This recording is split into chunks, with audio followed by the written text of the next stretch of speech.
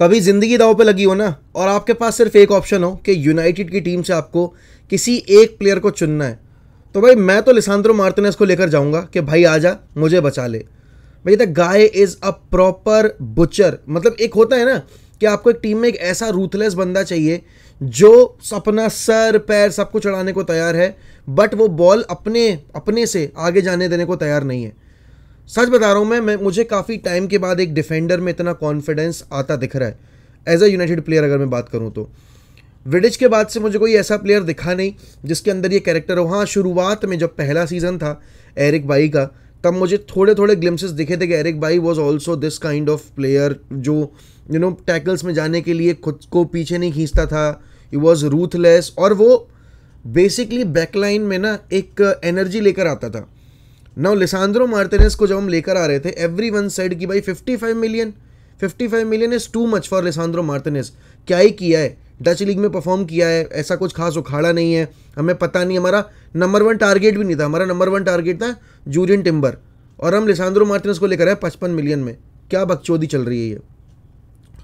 2 game में जो पिछले हमने खेले हैं उसमें आपको समझ में आ गया कि why we paid 55 million for Lisandro Martinez. और ये एक चीज़ ये नहीं है कि हवा में तीर चला रहा हूँ मैं, और उस मतलब सिर्फ मैंने जो कल देख लिया या उस दिन देख लिया उसके बेसिस बोल रहा हूँ। नंबर्स, क्योंकि आज के टाइम में स्टैट्स बोलते हैं ना, सभी को स्टैट्स सुनने हैं, सभी को स्टैट्स से प्लेयर को जज करना है। तो स्टैट्स उठाकर देखो और तब देखो कि लिसांद्रो मार्टिनेज ने आकर यूनाइटेड की टीम को कितना ज़्यादा सॉलिड किया है डिफेंस में।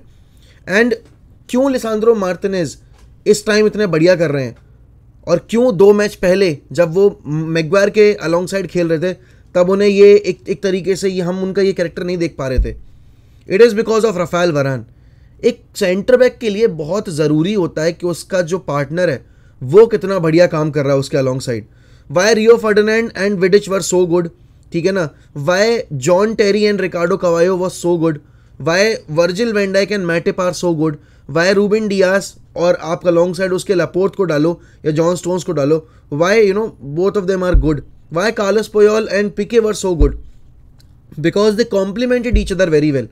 यहाँ पर राफेल वरान को जिस तरह का प्लेयर अपने अलॉन्ग साइड चाहिए था वो लिसांद्रो मार्टिनेज है। और बेसिकली लिसांद्रो मार्टिनेज के गेम स्टाइल को कॉम्प्लीमेंट करने के लिए जैसा प्लेयर आपको चाहिए है वो राफा वरान है। राफा वरान बड़े बड़े नामों के अलॉन्ग साइड खेल चुके हैं। He himself is a leader, a captain without armband, और वो आपको कल की परफॉर्मेंस में भी देखने को मिला। United were shit attack wise अगर मैं बात करूँ ना, we had no plan, we had no playing style to be very honest. लेकिन एक चीज़ जो कल हमें पहली बार देखने को मिली कि हम अगर चांसेस क्रिएट नहीं कर पा रहे थे तो हम उनको गोल स्कोर करने से भी रोक रहे थे। और ऐसा नहीं था कि लकी एस्केप हो रहा था हमारे लिए। We defended in numbers and we defended it quite well, और उसमें हमारी पूरी बैकलाइन को क्रेडिट देना ज़रूरी है।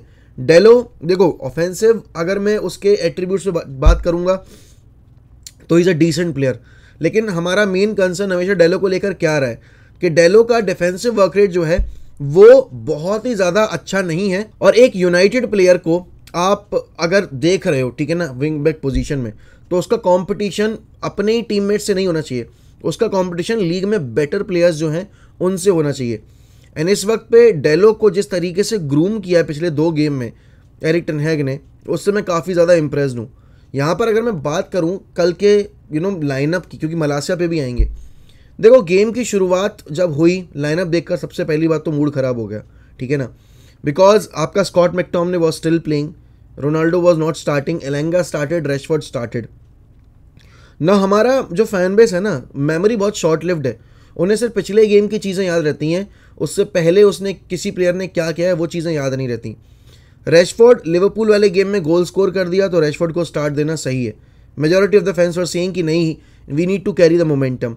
एलेंगा को लिवरपूल के अगेंस्ट स्टार्ट दिया, he had a chance to score the goal, he missed it, उसको स्टार्ट दिया गया on the right hand side, ठीक है ना। सबसे पहली बात तो ये थी कि आपने टीम सेम उतारी लेकिन आपका अप्रोच अलग था। आपने फॉर्मेशन सेम रखी लेकिन आपने प्लेयर स्विच कर दिए। आपने राइट फ्लैंक पे डाला एलेंगा को और आपने लेफ्ट फ्लैंक पे डाला सेंचो को। चलो ठीक है, वो चीज़ मैं समझ रहा हूँ कि सेंचो को लेफ्ट विंग पे क्यों डाला गया, क्योंकि आपको बॉल रिसीव करके आगे चलानी थी, लेकिन आपने राइट विंग तो पूरी डेड कर दी थी, प्लस रोनाल्डो स्टार्ट नहीं कर रहा था। देयर वर एटलीस्ट 4 चांसेस जहाँ पर हमें ये पता चला why we need to have a proper number 9 inside the box. Eriksen ने 2 बार डिलीवरीज डाली, no one was there to receive that cross, no one was there to put his head or put his leg onto that delivery. Sancho ने ball डाली, no one was there to come out with the result. उसके बाद अगर मैं बात करूं यहाँ पर पोजिशनल प्ले, आपका पोजिशनल प्ले आपके नंबर 9 का इतना ज़्यादा खराब है कि सबसे पहली चीज़ जो रैशफोर्ड नहीं कर पाता, मार्शियल जब खेलता है तो यूनाइटेड इतना बढ़िया क्यों लगती है, उसके पीछे रीज़न ये है। अब पता है यहाँ पर एक चीज़ समझनी पड़ेगी कि जिस चीज़ के लिए फैन बेस चिल्ला रहा है कि Ronaldo is ageing, Ronaldo is ageing, Ronaldo is ageing, same चीज़ एक 24 साल का रैशफोर्ड भी नहीं कर रहा। वो ड्रॉप नहीं कर रहा मिडफील्ड में, वो बॉल नहीं चला रहा, वो बेसिकली एरियल डुअल्स भी नहीं जीत रहा जो आपका रोनाल्डो जीतता है, वो ग्राउंड डुअल्स भी लूज़ कर रहा है। तो फिर बेसिकली नंबर 9 पे रैशफोर्ड किस काम का है? आपने रैशफोर्ड को नंबर 9 पे उतारा, पूरे गेम में रैशफोर्ड वॉज इनविजिबल। यहाँ पर इलेंगा को राइट साइड पे डालकर आपने डेलो के ऊपर और प्रेशर पुट कर दिया, क्योंकि इलेंगा का देखो डिफेंसिव वर्क रेट अच्छा है, लेकिन अगर मैं बॉल मूवमेंट की बात करूँ, गेम चलाने की बात करूँ, इलेंगा के बस की नहीं है। पूरे फ्रंट 3 में सिर्फ एक ही प्लेयर था जो कि सब कुछ करने की कोशिश कर रहा था और उसको कोई सपोर्ट मिल नहीं रहा था, and that was Jadon Sancho. Jadon Sancho इतना ड्रॉप किया है कल बैकलाइन में जाकर, वहाँ से बॉल रिसीव कर गेम चलाने की कोशिश कर रहा था कि उसका खुद का गेम बहुत इंपैक्ट हुआ है। सबको ये दिख रहा होगा कि जेडन सेंचो ने कितनी बार पोजीशन लूज़ किया, लेकिन किसी ने ये नहीं देखा कि जेडन सेंचो को पोजीशन लूज़ करने के लिए मजबूर हमारे खुद के प्लेयर्स कर रहे थे। सपोर्टिव रन्स पे कोई नहीं था, ओवरलैपिंग रन्स हमारे निकल नहीं रहे थे, इन्वर्टेड रन्स किसी प्लेयर ने निकाले नहीं, स्पेसेस में कोई ऑपरेट करने को तैयार नहीं। सेंचो के सपोर्ट में अगर मैं चाहूँ कि मैं ब्रूनो को टक इन कराने की कोशिश करूँ तो ब्रूनो टक इन हो रहा है, उस केस में आपके रैशफोर्ड को ड्रॉप करना चाहिए, रैशफोर्ड वहाँ भी नहीं थे। बेसिकली कल का गेम अगर फर्स्ट हाफ की बात करूँ मैं तो we were all over the place. सबसे पहली बात तो जो टीम उतारी, अगर आप पोजीशन बेस्ड फुटबॉल खेलना चाहते हो तो आपको इन प्लेयर्स के साथ नहीं जाना चाहिए। पहली चीज़, आपकी मिडफील्ड में अगर आप स्कॉट मैकटोमिने को डाल रहे हो तो आपका अप्रोच समझ में आ रहा है कि you are playing on counter एंड आप सेकंड बॉल जीतना चाहते हो, ठीक है ना। आपने एरियल डुअल्स जीते, आपने एरियल डुअल्स में डोमिनेट किया, लेकिन ग्राउंड डुअल्स के अगर मामले में बात करूँ मैं, बिल्कुल बराबर। क्रॉसेस हमारे सक्सेसफुल परसेंटेज बिल्कुल बराबर, शॉट्स उनके ज़्यादा, इंटेंट अगर मैं बात करूँ टू स्कोर द गोल वो उनका बेटर। हमने बेसिकली जो गोल स्कोर किया वो भी एक तरीके से against the run of play मार दिया हमने, बिकॉज उस पॉइंट ऑफ टाइम तक यूनाइटेड ने कोई रियलिस्टिक चांस क्रिएट किया नहीं था। That was a brilliant finish from Bruno Fernandes, और काफ़ी अच्छी डिलीवरी भी थी डेलो की, अच्छा पोजिशनल प्ले था वहाँ पे। लेकिन उस पूरे गेम में कितने बार हमने रियलिस्टिकली इतने चांसेस क्रिएट किए हैं, या फिर हमने कितने बार थ्रेट क्रिएट किया साउथहैम्पटन के बॉक्स में, और जब हमने एक्चुअली हाफ चांसेस क्रिएट भी किए तो हमारे प्लेयर्स वहाँ पे नहीं थे। नंबर 9 जो होना चाहिए वहाँ पर बॉक्स में उन क्रॉसेस को मीट करने के लिए, वो वहाँ पे नहीं था। रोनाल्डो के फ्यूचर को लेके अनसर्टेनिटी है, मैं मानता हूँ, लेकिन अगर रोनाल्डो आपकी टीम में है भाई, और साउथहैम्पटन जैसे ओपोनेंट के अगेंस्ट जो अभी पहले गेम में अपने 4 गोल कंसीड करके आ रहे हैं, अगर आप उनके अगेंस्ट सिर्फ लॉन्ग बॉल पे खेल रहे हो। एरिक टेन हैग जब आए थे हमने क्या एक्सपेक्ट किया था, will see better brand of football. यहाँ पर अब एरिक टेन हैग के आपने हाथ बांध रखे हैं, प्लेयर्स हैं नहीं उनके पास, वही घिसे पिटे प्लेयर्स हैं। बट यहाँ पर एक एरिक टेन हैग की मैं गलती मानता हूँ कि जब आपका प्लान वर्क नहीं कर रहा है, आपने फर्स्ट हाफ में कुछ रियलिस्टिक अपॉर्चुनिटीज़ क्रिएट नहीं किए, आपको अपना अप्रोच चेंज करना चाहिए था। आपको कैसेमीरो को डालना चाहिए था मिडफील्ड में, ठीक है ना, क्योंकि एरिक्सन को थोड़ी फ्रीडम मिलती। अब एरिक्सन को आपने होल्ड कर दिया मैकटोमिने साइड में डालकर, मैकटोमिने का defensive work rate is average, उस चक्कर में एरिक्सन को इतना ड्रॉप करना पड़ रहा है मैकटोमिने को कवर अप करने के लिए कि हमारा जो ऑफेंसिव गेम प्ले है, एरिक्सन जो हमें हेल्प कर सकता है, वो हमने उसको बिल्कुल पीछे धकेल दिया।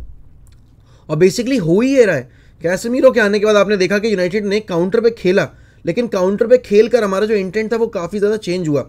आप ये भी कह सकते हो कि Southampton were chasing the game उस टाइम पे, तो वो ज़्यादा हाई लाइन खेल रहे थे और इसीलिए यूनाइटेड को 3-4 हाफ चांसेस भी देखने को मिले। बट बात ये नहीं है, बात ये है कि यहाँ पर कल के गेम में आपको समझ में आया कि इलेंगा को राइट पर यूज़ करना ये साफ साफ दिखाता है कि आपके पास एक प्रॉपर बेंच नहीं है, या फिर आपके पास एक ऐसा प्लेयर नहीं है जो आपके राइट विंग के इशूज़ को सॉल्व कर पाए। और जो जितने भी लोग ये कह रहे हैं ना कि हमें एंटनी को नहीं लाना चाहिए, नहीं लाना चाहिए, आपको टीम दिखती नहीं है क्या? कल लिवरपूल ने 9 गोल मारे हैं, कल साउथहैम्पटन आपने क्रिस्टल पैलेस के अगेंस्ट सिटी को कमबैक करते देखा। यूनाइटेड की टीम में आपको देख के लगता है कि हम कमबैक कर पाएंगे? हम 1-0 डाउन होते हमारे शोल्डर्स ड्रॉप हो जाते हैं। यूनाइटेड को ऐसे प्लेयर्स चाहिए हैं जो कि कैरेक्टर लेकर आए टीम के अंदर। और बात सिर्फ नंबर्स बढ़ाने की नहीं है भाई, यहाँ पे बात ये है कि आप क्वालिटी क्या ऐड कर रहे हो। अभी तक जितनी साइनिंग आई हैं, जितनी भी आई हैं, Casemiro quality signing, Lisandro Martinez quality signing, Malacia quality signing, Eriksen quality signing. तो एक चीज़ तो है कि जितने भी साइनिंग्स करके लेकर आए हैं एरिक टेन हैग, उन्होंने इस चीज़ पे एम्फसाइज किया है कि हम नंबर्स नहीं बढ़ा रहे हैं, हम बेसिकली फर्स्ट टीम में कितना ज़्यादा इन्हेंस कर रहे हैं अपने क्वालिटी को, वो मैटर करता है। और इस पॉइंट ऑफ टाइम पर आईएक्स की तरफ से मतलब अभी जो लेटेस्ट रिपोर्ट आई है एंटनी की, एंटनी स्ट्राइक पे चले गए हैं, वो नहीं खेलना चाहते आईएक्स के लिए, वो नहीं खेलेंगे अभी जो उनका पहला गेम है बेसिकली, उसमें वो पार्टिसिपेट नहीं करना चाहते। और देखो यार, जब एक प्लेयर इतना ज़्यादा पुश कर रहा है तो आई थिंक जो उसका पेरेंट क्लब है, अभी करेंट क्लब है, उसको बेच देना चाहिए। अब सब लोग ये कहेंगे कि भाई वो चैंपियंस लीग खेल रहे हैं, उनकी टीम कमज़ोर हो गई है, ऐसा वैसा। बट जो लोग अभी रोनाल्डो के केस में ये चीज़ कह रहे हैं कि रोनाल्डो को अगेंस्ट द विल रोकना अच्छा नहीं है, ठीक है ना, बट यहाँ पर रोनाल्डो ने तो पब्लिकली आकर बोला भी नहीं है कि उसको जाना है। एंटनी तो पब्लिकली आकर बोल रहा है भाई कि that I don't want to continue at Ajax, मुझे जाना है, मेरे अलग एम्बिशन है, मुझे अलग लीग में खेलना है। तो फिर why we are not accepting this कि भाई नहीं, ये प्लेयर्स हैं, इनकी भी भाई इच्छाएं होती हैं और इनको भी अपना जो करियर है वो अपनी तरह से डिसाइड करने का फ्रीडम होना चाहिए। सिर्फ लेवेंडोस्की, रोनाल्डो, मेसी या इन बड़े बड़े नामों को सिर्फ इतना हक नहीं होना चाहिए। हर प्लेयर के अपने एक वो होती है, एम्बिशन होती है, और उसको अचीव करने के लिए भाई उसको अगर कोई हार्श डिसीजन लेना पड़ेगा तो वो बिल्कुल लेगा। यहाँ पर अगर मैं बात करूँ यार कल के अपने मिडफील्ड वाले गेम में, ठीक है ना, आपने देखा कि कैसेमीरो के आने के बाद हमने किस तरीके से डुअल्स जीतने शुरू किए। उसने सिर्फ 27 मिनट खेले, 17-27 मिनट खेले, और उन मिनटों में आपको पता चल गया कि एक नंबर 6 का रोल कितना इंपॉर्टेंट होता है। You know, going for the tackles, winning the ground duels, यही तो चाहिए भाई आपको नंबर 6 से। और स्टार्टिंग द काउंटर अटैक, आपको और क्या चाहिए अपने नंबर 6 के, कि वो सामने वाली टीम का प्ले डिसरप्ट करे, ठीक है ना, वो ग्राउंड डुअल जीते, वो एरियल डुअल जीते, और टीम में जल्दी से अर्जेंसी दिखाए। अब यहाँ पर देखो, अगर मैं गोलकीपिंग डिपार्टमेंट के बारे में भी बात करूँ ना, हमने कल क्लीन शीट रखी, ठीक है ना, बट उस क्लीन शीट में हमें ये देखना पड़ेगा कि इंटेंट क्या था हमारे कीपर का। जब भी क्रॉस आता है, डेहिया कभी भी क्रॉसेस क्लेम करने के लिए नहीं है, यू नो, अपने आप को रश करते। प्लस आपने देखा कल पूरे गेम में एक ही अप्रोच था हमारी, यू नो, पूरी बैकलाइन का, कि बॉल अगर डेहिया पे आ रही है, कोई भी डेहिया के पास पास रिसीव करने नहीं आ रहा है। जो कुछ भी हुआ ब्रेंटफोर्ड वाले गेम में और ब्राइटन वाले गेम में, उसके बाद एक ही अप्रोच था लिवरपूल वाले गेम की तरह, अगर बॉल डेहिया के पास जा रही है, प्ले लॉन्ग। और उसके चक्कर में हमने कितना पोजीशन लूज किया है। हमारी pass accuracy 73%। We should be ashamed of Arsenal भाई, कि आप एक पोजीशन बेस्ड मैनेजर लेकर आ रहे हो और आप इस तरह की ब्रांड ऑफ फुटबॉल प्रेजेंट कर रहे हो। 3 पॉइंट मिले हैं, इट्स वेरी गुड। आपने अपना विनिंग मोमेंटम कंटिन्यू किया है, 7th पर आ गए हो, 14 पर थे 2 हफ्ते पहले आप 20वें पायदान पर बैठे हुए थे। बट इससे ये चेंज नहीं होता कि ये जो ब्रांड ऑफ फुटबॉल है आपको लॉन्ग टर्म में हर्ट करेगी, क्योंकि आप देखो बाकी टीम्स कितनी इंप्रूव कर रही हैं। कल आर्सेनल ने कमबैक किया डाउन जाने के बाद, सिटी ने कमबैक किया डाउन जाने के बाद, चेल्सी जो कि 10 मैन हो गई थी, उसने 2-1 से जीता है अपना गेम अगेंस्ट लेस्टर। तो आपको कैरेक्टर दिख रहा है भाई बाकी टीम्स में, आपको दिख रहा है कि टीम 1-0 डाउन जाने के बाद, इवन रेड कार्ड लेने के बाद, इस तरह की ब्रांड ऑफ फुटबॉल प्रेजेंट करके जीत रही है। यहाँ पर यूनाइटेड 11 बंदों के साथ भी एक अच्छा सेगमेंट 15 मिनट का प्रेजेंट नहीं कर पाई फील्ड के ऊपर। और इसमें देखो यार, प्लेयर्स को ब्लेम करना बनता है, लेकिन आई थिंक डिसीजन जो होते हैं ना इन गेम, उसमें मैनेजर की रिस्पॉन्सिबिलिटी होती है। तो यहाँ पर आपको देखना पड़ेगा कि आप जो भी देख रहे हो पिच के ऊपर, वो आपका वर्क नहीं कर रहा है, तो आपको जल्दी से प्लान बी पे स्विच करना पड़ेगा। और अगर हम पिछले साल स्ट्रगल किए तो हमारा रीज़न ही यही था कि हमारे पास कोई प्लान बी नहीं था। वो लेकिन सोल्शर के अंडर भी प्लान बी नहीं था हमारा, बेसिकली एरिक टेन हैग, अभी क्या कहते हैं, रायल्फ रेनिक के अंडर भी कोई प्लान बी नहीं था। एक ही था बस कि ये जो टीम है बस यही है, इसके बाद हमारे पास प्लेयर्स ही नहीं है। और अभी भी 3 दिन बचे हुए, विंडो ख़त्म होने में कोई आसार दिख नहीं रहे हैं कि हमारे पास नए प्लेयर्स आएंगे या नहीं आएंगे। विक्ट्री है, मोमेंटम गेन किया है। अब अगले 4 दिन के अंदर हमें 2 गेम खेलने हैं, मतलब बेसिकली एक को खेलना है लेस्टर से, फिर हमें 4 तारीख को खेलना है हमें आर्सेनल के अगेंस्ट। आर्सेनल जो कि अभी पहले पोजीशन में बैठी हुई है, 12 पॉइंट है उनके, हमारे 6 पॉइंट हैं, ठीक 6 पॉइंट का डिफरेंस है। अगर हम आर्सेनल को हराते हैं तो हम क्लोज इन करेंगे और हम 9 पॉइंट पे आ जाएंगे। लेस्टर को हराते हैं तो हम थोड़ा सा मोमेंटम और गेन करेंगे। बट इस टीम को देखकर ब्राइटन वाली जो परफॉर्मेंस है, कॉन्फिडेंस नहीं आ रहा मुझे as a fan, to be very honest. अभी रोनाल्डो के फ्यूचर में भी क्लैरिटी नहीं है। रोनाल्डो ने कल डाला Instagram post, 3 important points. I don't know क्या होगा रोनाल्डो को लेकर, क्योंकि एक तरफ जो मीडिया रिपोर्ट्स चल रही हैं वो ये कह रही हैं कि भाई Ronaldo is going to leave, Napoli के सबसे ज़्यादा चांसेस हैं क्योंकि फेब्रिजो ने नेपोली का मेंशन किया, स्पोर्टिंग का मेंशन नहीं किया अपने ट्विच वाले लाइव में। प्लस अगर मैं बात करूं अदर आउटलेट्स की तो वो कह रहे हैं कि स्पोर्टिंग ज़्यादा चांसेस हैं, आपके नेपोली के चांसेस बहुत कम हैं, बहुत लो हैं। इस वक्त पर क्लैरिटी नहीं है बेसिकली कोई, पता है, फ्यूचर को लेकर रोनाल्डो के। एंड हमें अपनी साइनिंग्स को लेकर भी क्लैरिटी नहीं है। डेस्ट के बारे में कोई अपडेट लेटेस्ट है नहीं, सिर्फ एंटनी के बारे में बात चल रही है और किसी हमारे नंबर 9 के बारे में बात नहीं चल रही। अब कल रोनाल्डो बेसिकली वॉज लिम्पिंग, ठीक है ना, end of the game. Ronaldo अगर इंजर्ड हो जाता है, एंटनी की जैसी फिटनेस लेवल है, आपके पास कौन सा प्लेयर है भाई नंबर 9 पोजीशन पे खेलने के लिए।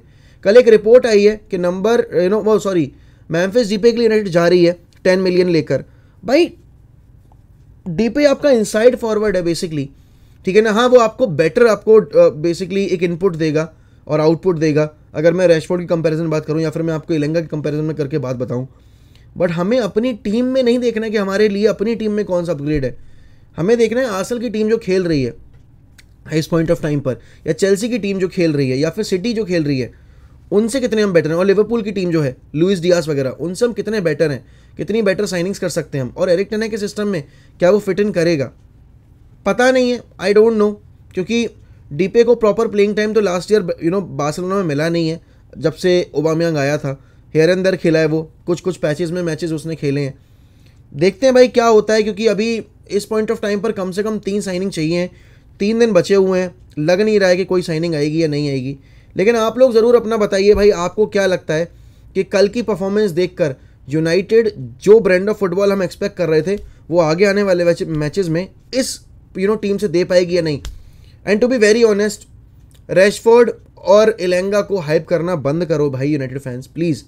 रैशफोर्ड आपका जो गेम दिखाता है, आपको मोमेंट्स में खेल देता है वो कुछ टीम्स के अगेंस्ट, उसके साथ में एक फैक्टर पता है क्या फेवर कर जाता है, कि वो बड़े गेम्स में स्कोर कर जाता है बस, और इस पर यूनाइटेड फैंस हिलाने लगते हैं। बाकी जो रियलिस्टिकली अगर मैं बात करूं यहाँ पर, गेम जो हमें जैसा खेलना चाहिए, जैसा आप यूनाइटेड से एक्सपेक्ट करते हो, वैसा गेम आपको रैशफोर्ड को नंबर 1 खिलाकर नहीं देखने को मिलेगा, और ये चीज़ एरिक टेन हाग को समझनी पड़ेगी।